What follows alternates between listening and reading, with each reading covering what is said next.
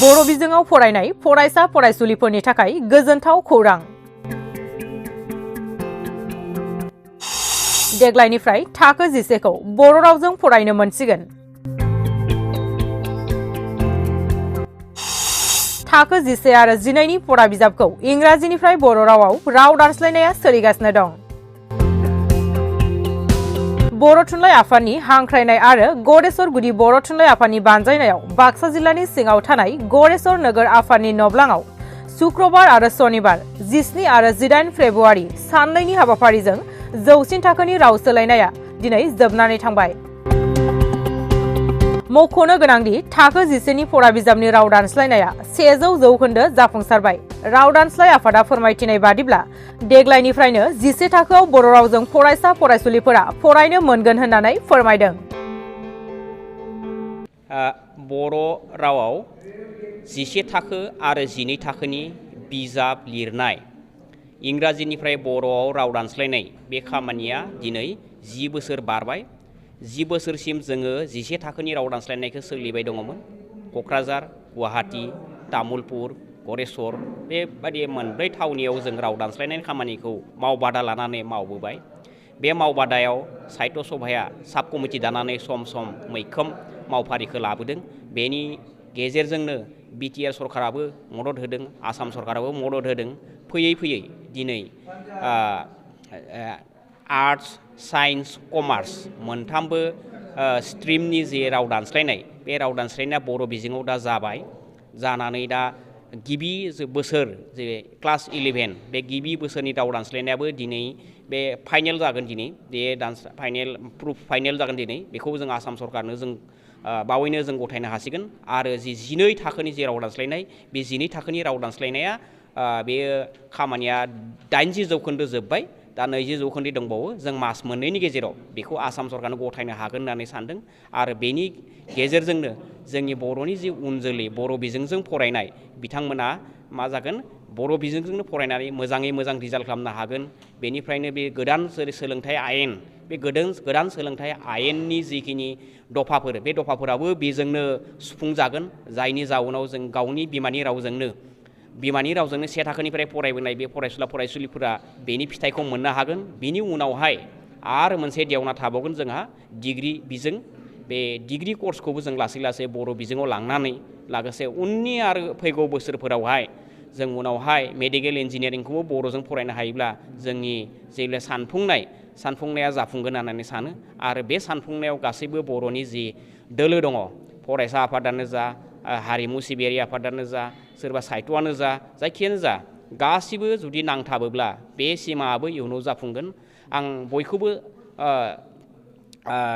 साबायखर बावनांगोन। गासिबो जि मैया 50 राव दानस्लायगिरि फोरोंगिरि बिथांमोन फैदों, दिनैबो 40नि सायाव राव दानस्लायगिरिफोर बिथांमोना फैदों, बे मावबादायाव बाहागो लादों आरो गाव गावनि दायित्वखौ बुजिनानै बिथांमोना बे खामानिखौ मावफुंदों। बर'नि जानानै बर' हारिनि दावगानायनि थाखाय, राव फेहेरनायनि थाखाय आं बेखौनो बुंबाय। इयुनाव बे जोंनि बे बर' बिजोंनिफ्राय गुबुन गुबुन बिजोङाव फरायलांनाय बे फरायसानि हाराबो खमायलांगोन। बर' बिजोङावनो फरायगोन, सोरबा हारसायाव फरायोमोन, सोरबा इंराजियाव फरायहैयोमोन, बिसोर दा गावनि बिजोङावनो फरायनानै मोजां नाम्बार लानानै गुबुन हारिया जाबायदि साख्रि बाख्रि मोननायाव जाबायदि मदद जायो, बे मददाबो जोंनि बर' गथ'फ्राबो मोनसिगोन आरो। बेनो। गोजोन्थों। खुलुमबाय। दिनै जोंनि नैबे गरेस्वर नोगोरनि जा हाबासालि, बे हाबासालियाव बर' थुनलाइ आफादनि खावलायनाय लोगोसे जोंनि गरेस्वर गुदि बर' थुनलाइ आफादनि दैदेननायाव आरो बानजाय आफादनि बानजायनायाव साननैनि हाबाफारियाव दिनै बे जायगायाव मावबादा सोलिगासिनो दं। मैयाहाय गोबां दानस्लायगिरिया बाहागो लादोंमोन आरो दिनै गोबाङानो जिहेथु समफोरनिफ्राय आनजाद जागोन, 12 थाखोनि फाइनाल एग्जाम जागोन, बे एग्जामनि थाखाय गोबां फोरोंगिरियानो बे आनजादजों लोब्बा दं, बे बिबान दं। बे बिबान थानायनि गोनांथियाव दिनैनि राव दानस्लायनाय जानाखि मावबादा, बे मावबादायाव बाहागोखौ लास'नो हायाखै। नाथाय बिथांमोना मावगासिनो दं आरो दिनै एसे खम जादों मैया, नाथाय 50नि सायाव बाहागो लादोंमोन दानस्लायगिरिमोना आरो मैयानि जा हाबाफारि बे मैयानि हाबाफारियाव जोंनि हालामनि आरो जोंनि गरेस्वर समस्तिनि मानिनां MCLA बिथाङा जोंनि बे मावबादानि सालिखौ बेखावो आरो बिनि उनाव हामग्लायनाय माने राव होयो बाथ्रा होयो माने खोथा होयो आरो बा बिबुंथि होयो मानिनां तामुलपुर जिल्लानि जा तामुलपुर समस्ति बे तामुलपुर समस्तिनि MLA मानिनां जलेन दैमारि बिथाङा आरो बिथांमोना हामलायनाय माने बिबुंथि लाखियो आरो बिनि गेजेरजों जोंनि जा माने वार्कशपआव मावबादायाव बाहागो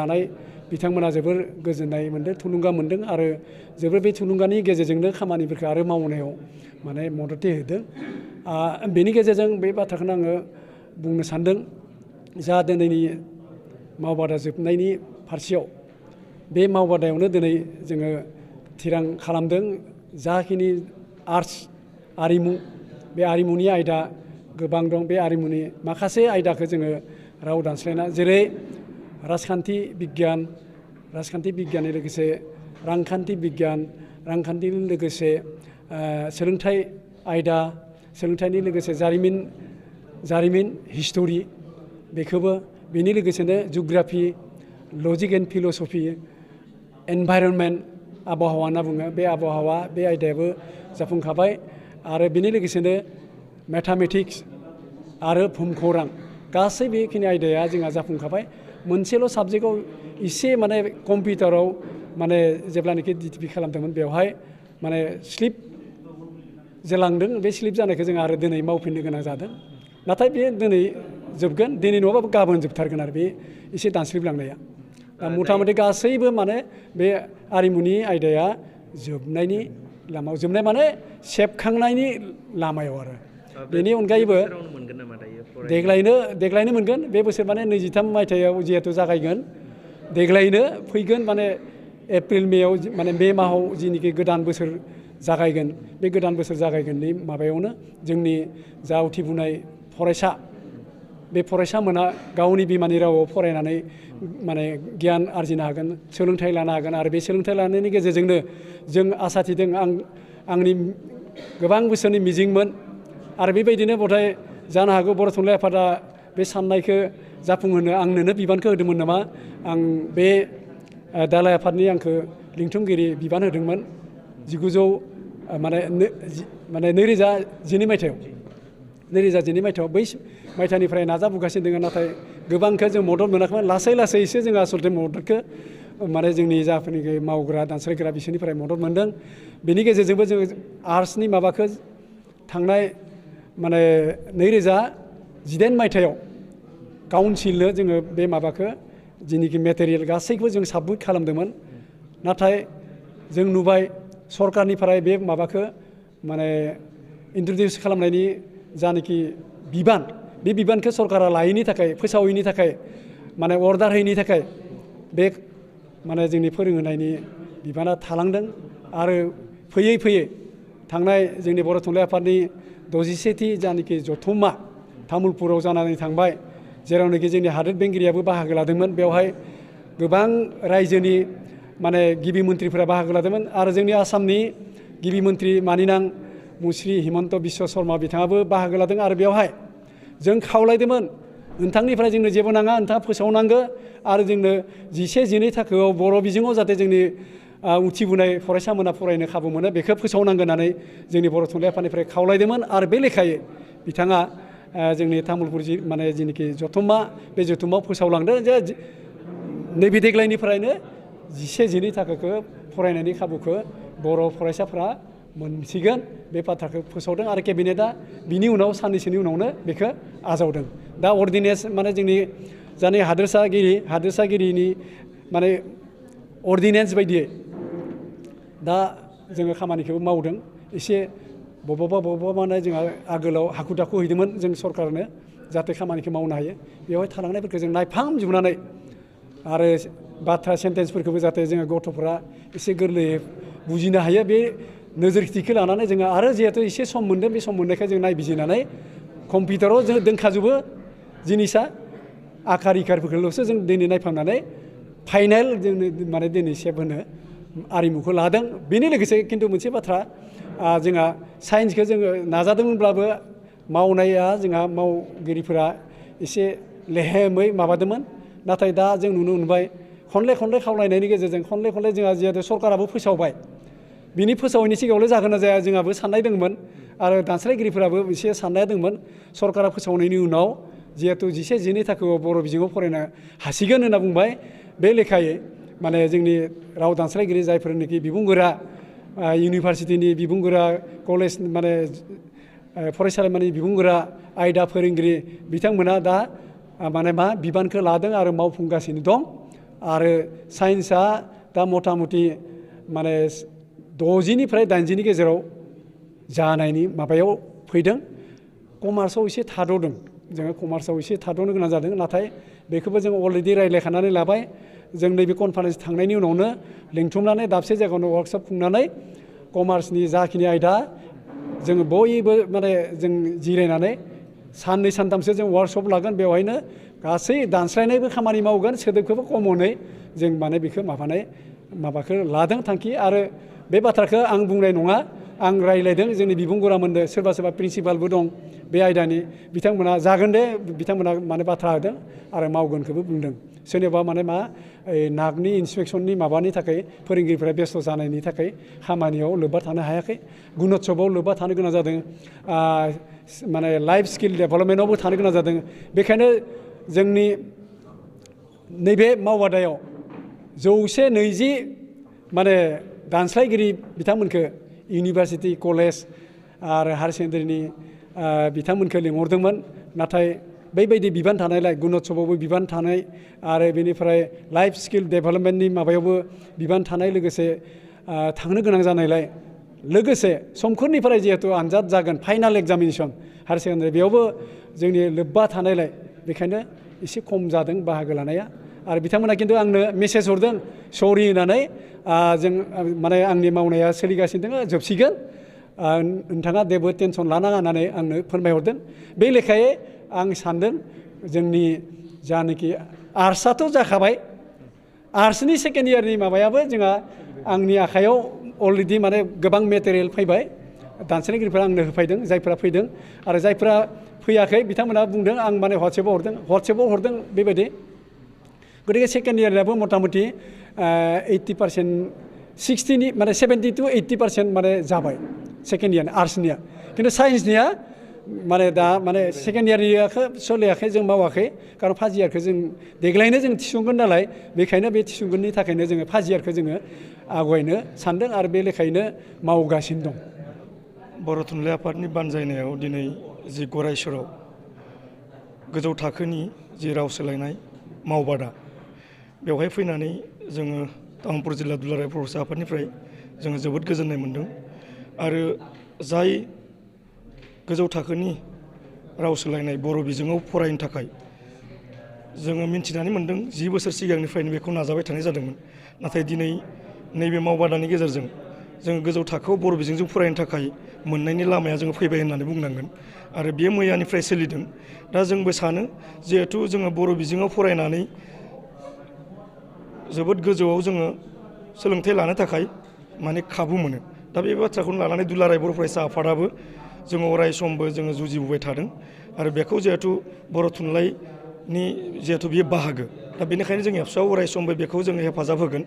आरो जि मावबादा बेवहाय गोबां इयं जि कलेजनि बिबुंगोरा, इउनिभारसिटिनि बिबुंगोरा जोङो दिनै बेवहाय नुनो मोन्दों। माने गोबां इयं ओंखायनो बियो जे मोगथां महर मोनफुंगोन, बिनि थाखायनो जोङो तामुलपुर जिल्ला दुलाराय बर' फरायसा आफादनिफ्राय जोङो जोबोद गोजोननायखौ फोरमायदों। बे बोसोरावनो जिहेतु बर' बिजोंजों फरायनो मोनगोन होननानै बिथांमोना फोरमायदों। बे बिथिङाव दुलाराय बर' फरायसा आफादनि जानाय मा बुङो? जोङो साबायखर बावगोन आरो अराय समबो दुलाराय बर' फरायसा आफादा बे बिथिङाव नोजोर होबोगासिनो दङ। बेनिखायनो नैबे बोसोरावनो जोङो बर' बिजोंजों गोजौ थाखोनि 11 बा 12 फरायनो मोनगोन होनना जोंनियावबो फोथायनाय दङ। आरो बेखौ लानानै जोङो दुलाराय बर' फरायसा आफादनिफ्राय अराय समबो जोङो गोजोननायखौ फोरमायगोन। आरो निस्सय जोङो बर' बिजोङाव फरायनानै जिखिनि जोंहा गोजौ थाखोआव माने सोलोंनो थाखाय जे खाबु मोननांगौ, बे खाबुखौ मोनगोन होननानै आङो फोरमायनाय जाबाय।